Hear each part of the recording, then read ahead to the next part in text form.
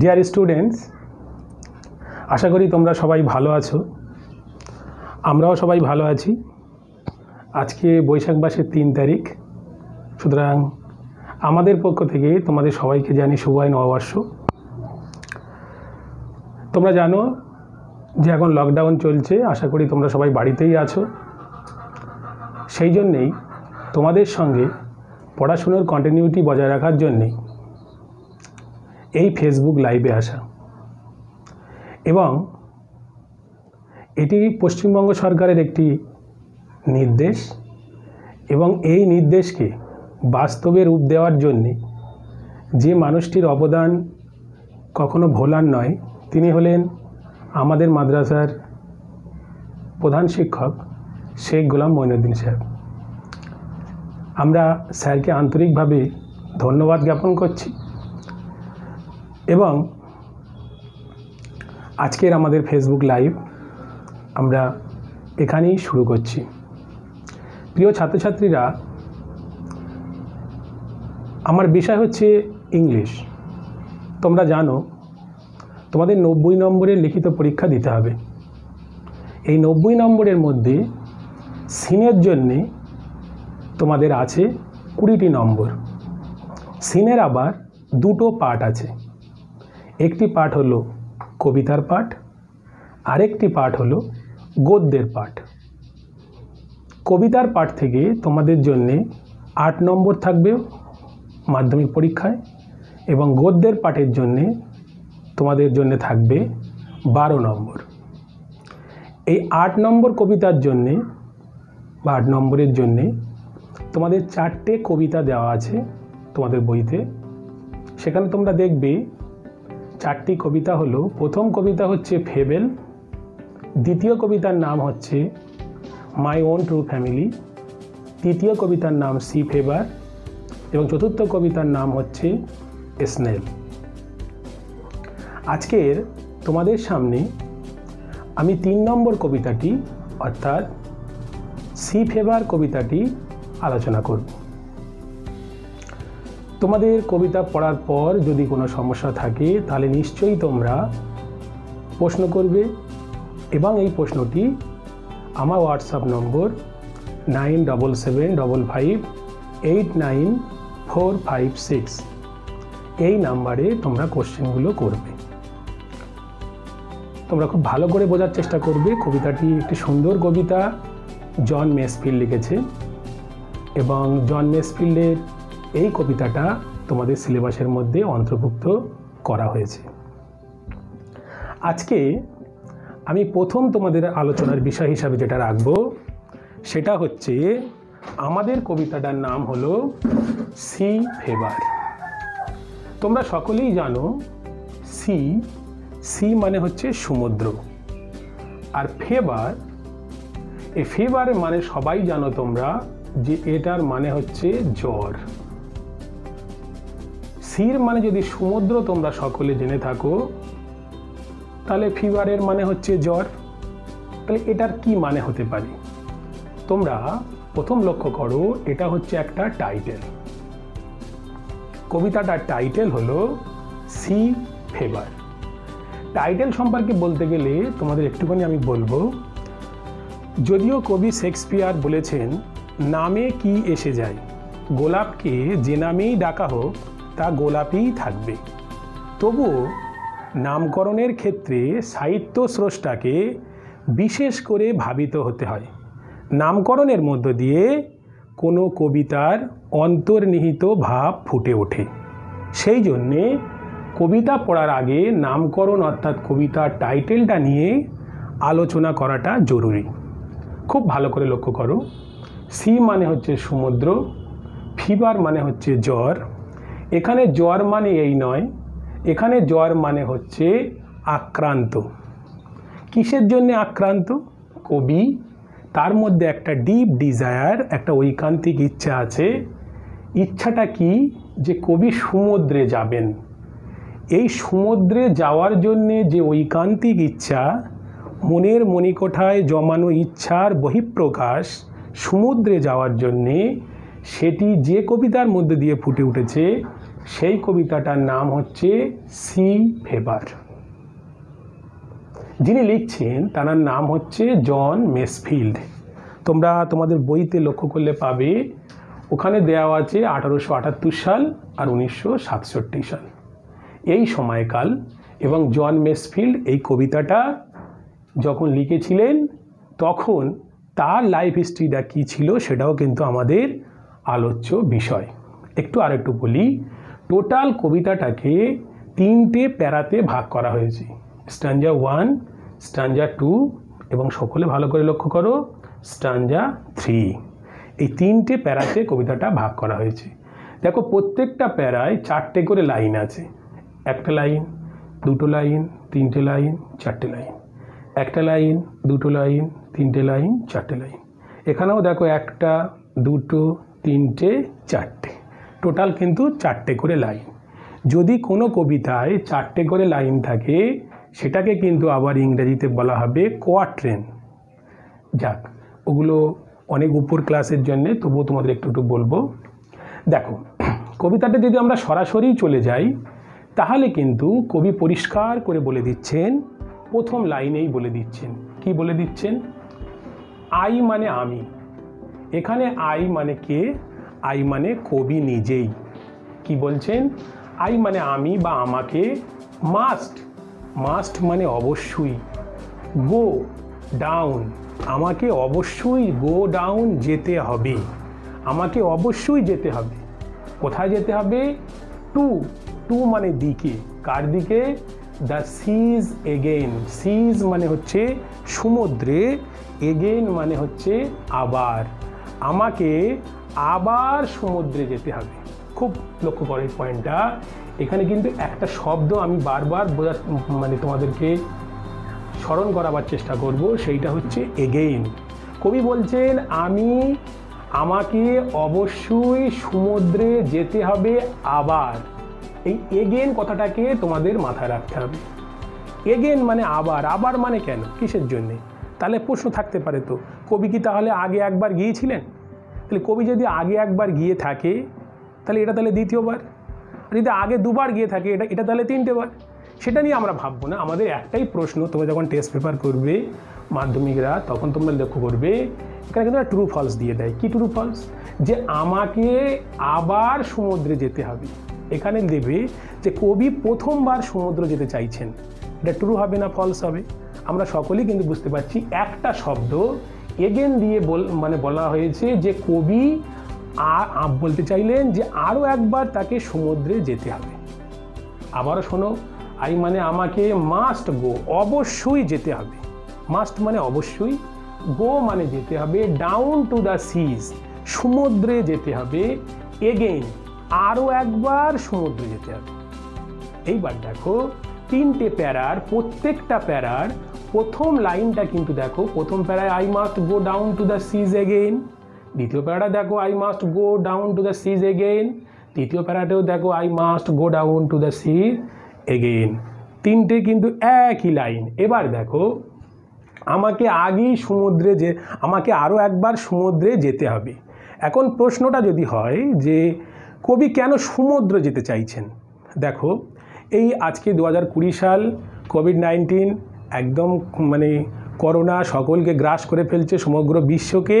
এখন যদি আমি নাইমুল স্যার কোনো কবিতা লিখি তাহলে আমার কবিতাতে কিন্তু বর্তমান সমাজের যে প্রেক্ষাপট, এই প্রেক্ষাপটটা কিন্তু আমার কবিতার মধ্যে ফুটে উঠবে। কবি তাহলে কবিতা লিখছেন, তাহলে কবিরও নিশ্চয়ই কোনো ঘটনা ঘটেছিল, সেই ঘটনাটা তার জীবনে ঘটেছিল বলেই কবি কিন্তু কবিতা লিখেছেন। একটুখানি বলি, জন মেসফিল্ডের লাইফ হিস্ট্রিটা যদি আমরা একটু আলোচনা করি তাহলে কিন্তু আমরা পরিষ্কার বুঝতে পারবো। কি তোমরা বোঝার চেষ্টা করো, জন মেসফিল্ড তার বয়স যখন মাত্র 6 বছর ছিল তখন কিন্তু জন মেসফিল্ডের মা কিন্তু মারা যায়। খুব ভালোভাবে নোট করো, জন মেসফিল্ডের বয়স যখন 6 বছর ছিল তখন তার মা মারা যায় তার ছোট বোনের জন্ম দেওয়ার সময়। তাহলে মা মারা গেল, জন মেসফিল্ড অসহায় হয়ে গেল। বাবা সেই শোকের সাগরে পতিত হওয়ার পর নিজেকে নিয়ন্ত্রণ করতে না পেরে কিছুদিন পরে বাবাও মারা যায়। তাহলে মাও গেল, বাবাও মারা গেল। দুঃখের সাগরে কিন্তু পতিত আছে যিনি, তাঁর নাম কিন্তু জন মেসফিল্ড। তখন জন মেসফিল্ডে কি করলো, তখন তিনি একজনের কাছে মানুষ হলো। মানুষ হওয়ার সঙ্গে সঙ্গে তার জীবনের দুটো কাজ, বাঁচতে হবে আর লেখাপড়া শিখতে হবে, দুটো কাজ। তা তখন তিনি যখন বাঁচার জন্যে তিনি একটা পেশাকে বাঁচতেই হয় তার, আর একটা হচ্ছে তাকে কিন্তু লেখাপড়াটাও শিখতে হয়। সমান তালে তিনি এডুকেশন এবং সি ভয়েস, সমুদ্র যাত্রা, দুটোই কিন্তু জীবনের একটা পথ হিসাবে তিনি বেছে নিলেন। যখন তিনি পড়াশুনোও করছেন, সমুদ্রযাত্রাও করছেন, করতে করতে যেহেতু তার টপিকটা হচ্ছে তাঁর সমুদ্রযাত্রা, তাই তিনি যত কবিতা লিখলেন কবিতাগুলো সমুদ্রযাত্রা রিলেটেড। এবং তাঁর কবিতা তৎকালীন সময়ে অক্সফোর্ড বিশ্ববিদ্যালয়ে যারা ভালো ভালো অধ্যাপক ছিলেন তাদের দ্বারা তাঁর কবিতাগুলো খুব প্রশংসা পায় এবং তাকে অক্সফোর্ড বিশ্ববিদ্যালয় থেকে একটা টাইটেল বা একটা উপাধি এবং অ্যাওয়ার্ডও দেওয়া হয়। তাহলে জাস্ট ইমাজিন, ছোটোবেলায় মা বাবা হারালো, অসহায় ছেলে সমুদ্রযাত্রাকে ভর করে কবিতা লিখলেন, লেখার পরে তিনি অক্সফোর্ড বিশ্ববিদ্যালয় থেকে টাইটেল অথবা অ্যাওয়ার্ড, যেটাই তোমরা বলো, সেটা কিন্তু তিনি পেলেন। তার মধ্যে একটা কবি সত্তা ছিলেন এবং তিনি ছিলেন একজন ভালো কবি এবং লেখক। তার যে কবিতাগুলো আমরা পাবো তার, সেই কবিতার মধ্যে দুটো জিনিসকে লক্ষ্য করা যায়। একটির নাম হচ্ছে কন্ট্রাস্ট। কন্ট্রাস্ট মিন্স দ্বন্দ্ব। দ্বন্দ্বটা কি সেটা আমরা কবিতা পড়তে পড়তে দেব। আর একটা হচ্ছে তিনি চেয়েছিলেন একটা ফ্রিডম, স্বাধীনতা। এই স্বাধীনতাটা কি সেটাও কিন্তু আমরা কবিতার মধ্যে দিয়ে পাবো। এবার চলো আমরা একটু বললাম, এবার আমাদের কবিতায় ফিরে যেতে হয়। আই মানে আমাকে, মাস্ট মানে অবশ্যই, গো ডাউন মানে যেতে হবে, টু দ্য সিজ সমুদ্রে, এগেন মানে আবার, আবার আমাকে সমুদ্রে যেতে হবে। তাহলে প্রশ্ন রইল কিন্তু যে কবি আগে কি সমুদ্রে গিয়েছিলেন? উত্তর কিন্তু একটাই, হ্যাঁ, কবি আগে সমুদ্রে গিয়েছিলেন। এবার তোমরা লক্ষ্য করো কবি কেমন সমুদ্রে যেতে চান।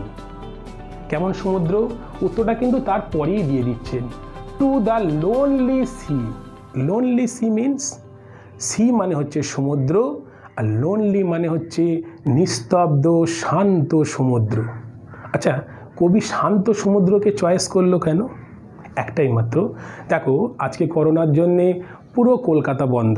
এখন যদি তুমি শিয়ালদা স্টেশনে যাও তাহলে স্টেশনে গিয়ে দেখবে কিচ্ছু নেই, শিয়ালদা স্টেশন একদম শান্ত। তুমি যদি ভোরবেলায় ব্রিজের উপর থেকে শিয়ালদা স্টেশনকে দেখো তাহলে তোমার মনটা জুড়িয়ে যাবে, ওফ কি সুন্দর শিয়ালদা স্টেশন। কিন্তু যখন ট্রেন চলবে, কুলিরা আওয়াজ করবে, মানুষ ব্যস্ততা থাকবে, তখন কিন্তু এই শিয়ালদা স্টেশনকে এত সুন্দর লাগবে না। তাহলে সৌন্দর্য আসতে গেলে তার মধ্যে নীরবতা থাকতে হবে। যার মধ্যে নীরবতা আছে তার মধ্যে সৌন্দর্য আছে। কবি সৌন্দর্য অন্বেষণ করতে চান, সেই কারণে কবি যেতে চান একটা সমুদ্র, যে সমুদ্রটা কেমন সমুদ্র? নীরব সমুদ্র, একাকী সমুদ্র। দেখো, টু দ্য লোনলি সি, তোমরা ক্লাস 11 উঠে একটা কবিতা পড়বে, কবিতাটার নাম হচ্ছে আপন দ্য ওয়েস্টমিনিস্টার ব্রিজ। সেখানেও কিন্তু বিউটি অফ দ্য মর্নিংয়ের সৌন্দর্যকে সাইলেন্টের মধ্যে দিয়ে, নীরবতার মধ্যে দিয়ে কিন্তু বোঝানোর চেষ্টা করা হয়েছে। দেখো, টু দ্য লোনলি সি, নীরব সমুদ্রে, অ্যান্ড দ্য স্কাই। তাহলে কবিকে অবশ্যই যেতে হবে কোথায়? কবিকে অবশ্যই যেতে হবে সমুদ্রে। আরও একবার, কেমন সমুদ্র? নীরব সমুদ্র, লোনলি সি, নীরব সমুদ্র। আর একটা কি? And the sky. শুধু নীরব সমুদ্র নয়, আর একটা কি? And the sky. স্কাই মানে আকাশ। যেখানে আকাশ থাকবে, জাস্ট ইমাজিন, এই আমার আকাশ আছে, আকাশ যে জায়গাটায় সমুদ্রের কোলে, এই আমার আকাশ, এই আমার সমুদ্র, ঠিক আছে? সমুদ্র যে জায়গায় আকাশের কোলে মাথা রাখবে, দেখবে আমরা যদি দীঘাতে দাঁড়িয়ে থাকি, দূরের দিকে তাকালে মনে হয় কি? মনে হয় যে যেন আকাশের কোলে সমুদ্র যেন ঘুমিয়ে পড়েছে। এরকম আকাশের কোলে সমুদ্র যেরকমভাবে ঘুমিয়ে পড়ে, সেরকম একটা টু দ্য লোনলি সি, নীরব সমুদ্র, অ্যান্ড দ্য স্কাই, যেখানে আকাশের কোলে সমুদ্র মাথা নত করেছে বা ঘুমিয়ে পড়েছে আকাশের কোলে মাথা রেখে, সেই রকম একটি জায়গায় কবি কিন্তু যাত্রা করতে চান। এটা হলো আমার প্রথম লাইন। এবার দেখো এই যাত্রার জন্য কবির কি দরকার। তাহলে প্রথম লাইনটা আশা করি সবাই বুঝতে পেরেছো। আমাকে অবশ্যই যেতে হবে সমুদ্রে আরও একবার, এবং নীরব সমুদ্রে, এবং যে সমুদ্রটা আকাশের কোলে মাথা রেখে অবস্থান করছে সেই রকম একটা সমুদ্রে কবি বলছেন আমাকে আরও একবার যেতে হবে। দেখো লাইন নম্বর 2, অ্যান্ড এবং অল সর্বোপরি আই আক্স, আই মানে আমার, আক্স মানে এখানে জিজ্ঞাসা করা নয়, আমার দরকার, আমি চাইছি। কবি সমুদ্র যাত্রা করবেন, তা সমুদ্রে যদি কবি যাত্রা করতে চান তাহলে সেই যাত্রার জন্যে কবির নিশ্চয়ই একটা জিনিস লাগবে। সেই জিনিসটা কি? কবির একটা জাহাজ লাগবে। তাই সমুদ্র যাত্রার জন্যে কবি একটা জাহাজ চাইছেন। অ্যান্ড মানে এবং, অল মানে সর্বোপরি, আই আক্স আমার দরকার, কি দরকার? ইজ হয় এ টল শিপ, আমার একটা লম্বা জাহাজ দরকার। আমি ছোটোখাটো জাহাজ নেব না, একটুখানি জাহাজ নেব না, স্মল জাহাজ নেব না, আমাকে একটা লম্বা জাহাজ দরকার। ঠিক আছে, যে জাহাজ সমুদ্রের উপরে যদি কখনো কোনো দুর্ঘটনা আসে যেন সহজে সেটাকে প্রতিহত করতে পারে, তার জন্য আমার দরকার টল শিপ, লম্বা জাহাজ আমার দরকার। আর শুধু জাহাজ হলে হবে না, সেই জাহাজটাকে চালানোর জন্য আর কি দরকার? অ্যান্ড মানে এবং, A star, be careful the student of class 10, A star, star মানে তারা, আমরা সবাই জানি। এ স্টার মানে হচ্ছে ধ্রুব তারা। জাহাজ আগেকার দিনে জাহাজ চলতো, সেই জাহাজ কিভাবে চলতো? ধ্রুব তারা যেদিকে থাকতো ধ্রুব তারার দিক নির্ণায়ক হিসাবেও কাজ করতো। তাই কবি বলছেন আমার একটা লম্বা জাহাজ দরকার আর একটা ধ্রুব তারা দরকার। সেই ধ্রুব তারাটা কি করবে? টু স্টিয়ার, স্টিয়ার মানে পথ দেখিয়ে নিয়ে যাওয়া। ঠিক আছে, তাহলে এই জাহাজটাকে পথ দেখিয়ে নিয়ে যাওয়ার জন্য দরকার এ স্টার, একটা ধ্রুব তারা। আর একটা কি, কাকে নিয়ে যাবে? হার। এই হারটা হচ্ছে তাকে, তাকে মানে ছেলেদেরকে আমরা হি হয় আর মেয়েদেরকে আমরা সি বলি ব্যবহার করি, সির জন্য আমরা ব্যবহার করি সি হার। এখানে হারটা মানে কে? এই হারটা মানে তাহাকে পরিচালনা করার জন্যে আমার একটা তারা দরকার। এখানে তাহাকে বলতে কিন্তু এই লম্বা জাহাজটাকে পরিচালনা করার কথা বলা হয়েছে। ঠিক আছে, টু স্টিয়ার পথ দেখিয়ে নিয়ে যাওয়ার জন্যে, হার, হার মানে তাকে, তাকে মানে কাকে? ওই জাহাজটাকে। বাই হাত ধরে পথ দেখিয়ে নিয়ে যাওয়ার জন্যে আমার দরকার একটা লম্বা জাহাজ, আর জাহাজকে পথ দেখিয়ে নিয়ে যাওয়ার জন্য দরকার আমার একটা ধ্রুব তারা। তাহলে প্রথম লাইনটা হলো, দ্বিতীয় লাইনটা হলো, তৃতীয় লাইনটা হলো আর আমার কি দরকার? অ্যান্ড মানে এবং, দ্য হুইলস কিক, হুইলস মানে হচ্ছে চাকার, আর কিক মানে হচ্ছে ঘর্ষণ। জাহাজ যখন আমরা স্টার্ট করব তখন চাকারকে একটা ঘর্ষণ দিতে হবে, তারপর কিন্তু জাহাজটা স্টার্ট হবে। তাহলে আমার সেই যাত্রার জন্য দরকার হুইলস কিক, হুইলস মানে চাকার, কিক মানে ঘর্ষণ। আর একটা কি দরকার? অ্যান্ড মানে এবং, দ্য উইন্ড সং, বাতাসের গান আমার দরকার। বাতাসের গান, বাতাস গান গাইবে। আর একটা কি দরকার? অ্যান্ড দ্য হোয়াইট, সাদা, সেলস পালের শেকিং কম্পন, সাদা পালের কম্পন আমার দরকার, যার দ্বারা আমি সুন্দর করে যাত্রাটাকে কভার করতে পারি। তাহলে তোমাকে আবার লক্ষ্য রাখতে হবে লম্বা জাহাজ দরকার, আর তাকে চালানোর জন্য একটা ধ্রুব তারা দরকার, যে ধ্রুব তারা পথ দেখিয়ে নিয়ে যাবে লম্বা জাহাজকে। আর আনুষঙ্গিক হিসাবে কী কী লাগবে? চাকার ঘর্ষণ লাগবে। আর কি লাগবে? বাতাসের গান দরকার। আর একটা কি? সাদা পালের কম্পন কবির দরকার। এই জিনিসগুলো যখন দরকার তখন সমুদ্রের উপরের আবহাওয়াটা কেমন থাকবে? অ্যান্ড মানে এবং, দ্য গ্রে মিস্ট, গ্রে মানে হচ্ছে ধূসর আর মিস্ট মানে হচ্ছে কুয়াশা। কবি যে সময় যাত্রার কথা বলছেন সেই সময় আকাশের মানে সমুদ্রের উপরটা কুয়াশায় পরিপূর্ণ। সেটা আবার থাকবে কোথায়? On the sea's face. Sea's মানে হচ্ছে সমুদ্রের, আর ফেস মানে হচ্ছে মুখ। সমুদ্রের উপরে একটা গ্রে মিস্ট, ধূসর কুয়াশায় কিন্তু পরিপূর্ণ থাকবে, সেই রকম একটা অ্যাটমসফিয়ার কবি চাইছেন। আর সেই পরিস্থিতির মধ্য দিয়ে কি হবে? দ্য গ্রে ডন, ধূসর রঙের, গ্রে মানে ধূসর কালারের, ডন মিন্স ভোর, ব্রেকিং মানে ভোর কেটে একটা নতুন দিনের সূত্রপাত হবে। এই রকম একটা অ্যাটমসফিয়ার কবি কিন্তু প্রথম প্যারাতে চাইছেন।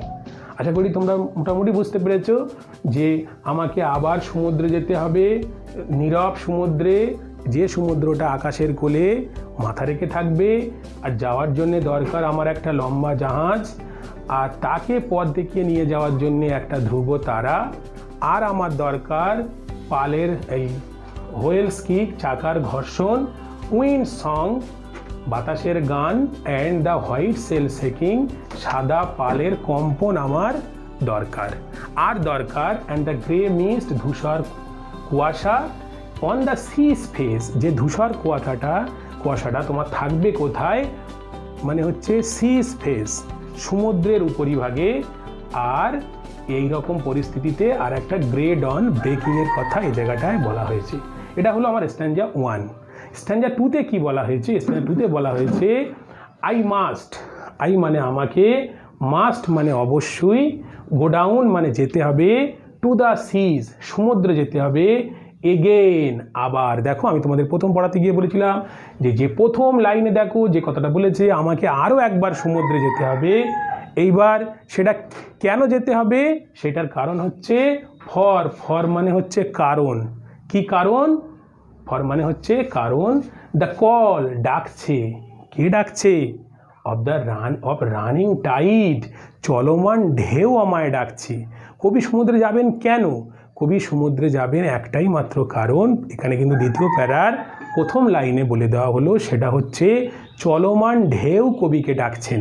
আগেকার দিনে এর আগে সিলেবাসে ক্লাস 10-এ একটা কবিতা পড়ানো হতো, কবিতাটার নাম হচ্ছে ওয়ান্ডার থার্স্ট। সেখানে কিন্তু কবি বলছেন যে আমাকে সমুদ্র যেতে হবে, কারণ আকাশ আমায় ডাকছে, পাখিরা আমায় ডাকছে, নদীরা আমায় ডাকছে। For the sea's call, stars call, and ও the call of the bird, পাখিরা আমায় ডাকে। এই কবিতাটায় কবি বলছেন আমাকে আরও একবার সমুদ্রে যেতে হবে, কারণ এই ফর মানে কারণ। কি কারণটা? কি? দ্য কল ডাকছে, কে ডাকছে? অফ রানিং টাইড, চলমান ঢেউ আমায় ডাকছে। ঠিক আছে, ঢেউ আমায় ডাকছে, আমাকে পৃথিবীর কোনো শক্তি নেই আমাকে আর বাড়িতে রাখবে, ওই ডাকছে বলেই আমাকে আজকে সমুদ্রে আমাকে আরও একবার যেতে হবে। এবং এই ডাকটা কেমন এটা বলা হয়েছে ইজ এ ওয়াইল্ড কল।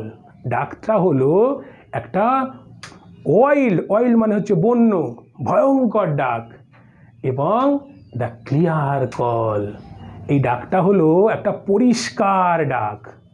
এবং that may not be denied, denied মানে হচ্ছে অস্বীকার, that may not be denied, এটাকে কখনো অস্বীকার করা যাবে না।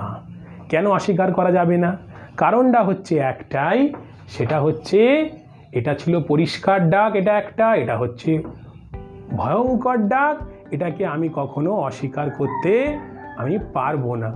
কারণ দেখো আগের কবিতাতেও যেমন আমরা ওয়ান্ডার থার্স্টেও পেয়েছি যে আসতে আমি পারি কিন্তু যেতে আমাকে হবেই, may I come but go I must.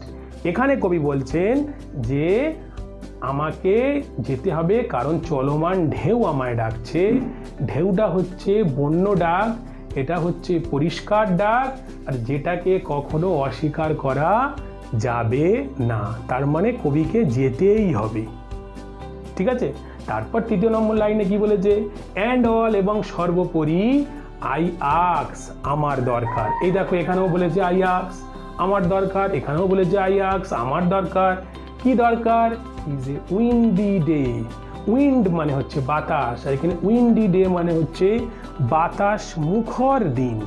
ঠিক আছে, একটা সুন্দর বাতাস মুখর দিন আমার দরকার, যেদিন আমাকে যেতে হবে। আর একটা কি? আর একটা Windy day with the white clouds flying, যার সঙ্গে আবার থাকবে হোয়াইট ক্লাউডস, আকাশের দিকে কখনো কালো মেঘ থাকবে না, আকাশে সুন্দর সাদা মেঘ আকাশে বিরাজ করবে। হোয়াইট মানে সাদা, ক্লাউডস মানে মেঘ, ফ্লাইং মানে উড়ে যাবে। আকাশের উপর দিয়ে যখন সাদা মেঘ উড়ে যাবে, বাতাস মুখর একটা দিন থাকবে, এরকম সাদা মেঘ উড়ে যাওয়া বাতাস মুখর একটা দিন আমার দরকার। ঠিক আছে। আর একটা কথা এখানে কবি বলেছেন লাইন নম্বর 3 মানে 4-এ, অ্যান্ড দ্য ফ্লাং স্প্রে। আর যখন কবি চলে যাবেন তখন যাওয়ার সময় কি দেখা যাবে? Flung spray. ফ্লাং মানে হচ্ছে ছিটিয়ে পড়া, আর স্প্রে, স্প্রে মিনস হচ্ছে কি? স্প্রে মিনস হচ্ছে ছিটিয়ে পড়া জলবিন্দু। এই ছিটিয়ে পড়া জলবিন্দু যখন কবির গায়ে লাগবে আর কবি দূর থেকে দেখতে পাবে ব্লোন, প্রবাহিত হয়ে যাচ্ছে। স্পেম, স্পেম মিনস হচ্ছে আমার ফনা, জলের ফনা চলে যাচ্ছে, ছিটিয়ে পড়া জলবিন্দু কবির গায়ে লাগবে এবং জলকণা জোরে চলে যাবে। আর একটা কবির এই সময় দরকার, সেটা হচ্ছে সি গার্লস ক্রাইং। সি মানে হচ্ছে সমুদ্র, আর গার্লস হচ্ছে এক ধরনের পাখি, এক ধরনের পাখি যে পাখিরা সমুদ্রে থাকে, সেই পাখির ক্রাইং। ক্রাইং মানে হচ্ছে ডাক বা গান। তাহলে এই জায়গাটা দেখো লাইন নাম্বার 4-এ এখানে কিন্তু পরিষ্কার করে 3টে কথাকে বলা হয়েছে। এটা হচ্ছে সেন্স কাজে লাগানো হয়েছে। একটা কি হচ্ছে অনুভব, তাহলে কবি যখন যাত্রা করবেন তখন জলকণাগুলো ছিটিয়ে পড়বে কার উপরে? কবির গায়ের উপরে, ফ্লাং স্প্রে। আর একটা এটাকে জাস্ট অনুভব, ফিল, দেখো। আর কবি দেখতে পাবেন জলের ফনাগুলো দেখতে পাবেন। আর একটা কবি শুনতে পাবেন, কি শুনতে পাবেন? সি গার্লস ক্রাইং, সমুদ্রের উপরে যে সমস্ত পাখিরা থাকে সেই পাখিদের গান কবি শুনতে চান। ঠিক আছে। এই পাখিদের গান কবি শুনতে চাবেন কেন? ওরা হচ্ছে সুন্দরভাবে থাকেন, ওদের কোনো সমস্যা নেই, ওদের কোনো চিন্তাও নেই, ওরা পৃথিবীর মধ্যে সব থেকে স্বাধীন। এই রকম একটা পাখিদের গান কবি কিন্তু শুনতে চান। এই রকম একটা পরিস্থিতি, তার মধ্যে দিয়ে এবার স্ট্যাঞ্জা 3-তে কবি বলে দিচ্ছেন কি বলেছেন? আই মাস্ট গো। এই একই কথা, আই মাস্ট গো, আমাকে আবার যেতে হবে, ডাউন টু দ্য সিজ, সমুদ্রে যেতে হবে, এগেন, আবার আমাকে সমুদ্রে যেতে হবে। এবার এই যাওয়াটা কেমন হবে? এই যাওয়াটা হবে টু দ্য ভ্যাগ্রেন্ট গ্রিপসি লাইফ। এই ভ্যাগ্রেন্ট গ্রিপসি মানে হচ্ছে ভব ঘুরে, যারা পৃথিবীতে ভব ঘুরে, যাদের কোনো লক্ষ্য নেই, কিছু নেই, সব সময় ফ্রি, সেই ফ্রি, তাদের কোনো চিন্তা থাকবে না, ঠিক সেই রকম একটা লোকেদের জীবন কিন্তু কবি অর্জন করার জন্যে কবিকে আরও একবার সমুদ্রে যেতে হবে। তাই বলছেন আই মাস্ট গো ডাউন, আমাকে অবশ্যই যেতে হবে টু দ্য সিজ, সমুদ্রে, এগেন, আবার। কাদের মতো করে? সেই যারা হচ্ছে ভবঘুরে গিপসিদের জীবনযাপন পালনের মতো কবি আরও একবার সমুদ্রে যেতে চান। আর সেই যখন যেতে চান তো আর একটা কোন দিকে যেতে চান কবি? To the girls way. এই গার্লস মানে হচ্ছে সেই সমুদ্রের উপরে যে পাখিগুলো থাকে, যে পাখি যেদিকে ইচ্ছা সেদিকে যায়, তাদের কোনোদিন কেউ কখনো বারণ করে না, এই রকম একটা পাখিদের রাস্তায় কবি যেতে চান। আর একটা কোথায়? দ্য হোয়েলস ওয়ে, তিমির মাছ। তোমরা দেখেছো আকাশে অনেক মানে যেমন মেঘগুলো থাকে তেমনি সমুদ্রের জলে তিমির মাছ থাকে। তিমির মাছ কখনো উত্তর, কখনো দক্ষিণ, কখনো পূর্ব, কখনো পশ্চিম, বিভিন্ন দিকে তিমির মাছগুলো থাকে। ঠিক আছে। ওদের কেউ কখনো আটকায় না, কেউ কখনো কিছু বলেন না। তো সেই রকম যেরকম পাখিদের কখনো কেউ কিছু বলে না গালদের, তেমনি তিমির মাছদের রাস্তাতেও কেউ কখনো ডিস্টার্ব করেন না। ঠিক আছে। তাই কবি বলেছেন, কবি ওই তিমির মাছদের যে রাস্তা, সেই রাস্তাটাও দিকেও কবি যেতে চান, ওদের মতো করে কবি জীবনযাপন করতে চান, যে কবি আর এই দুঃখ দনিত পৃথিবীতে আর থাকতে চান না। উনি একটা রিল্যাক্সেশন চায়, একটা ফ্রি, একটা এমলেস ফ্রিডমকে তিনি চাইছেন। আর একটা কিন্তু ওখানে হলে কি হবে, সেখানেও কিন্তু একটা কন্ট্রাস্ট, একটা প্রবলেম আছে। সেখানে where the winds like a the knife, যে জায়গাটাতে হোয়ার মানে যেখানে, দ্য উইন্ডস বাতাসগুলো, যেখানে বাতাসগুলো কেমন, দ্য হোয়েট নাইফ। এইটা নাইফ মানে হচ্ছে ছুরি, আর হোয়েট মানে হচ্ছে ধারালো ছুরি। ও জায়গায় যেমন সুন্দর জীবন ওরা দুজনা পালন করছে, কে একটা পাখিরা পালন করছে, আর একটা কারা করছে, তিমির মাছেরা করছে। কিন্তু এত সুন্দর পরিস্থিতি থাকলেও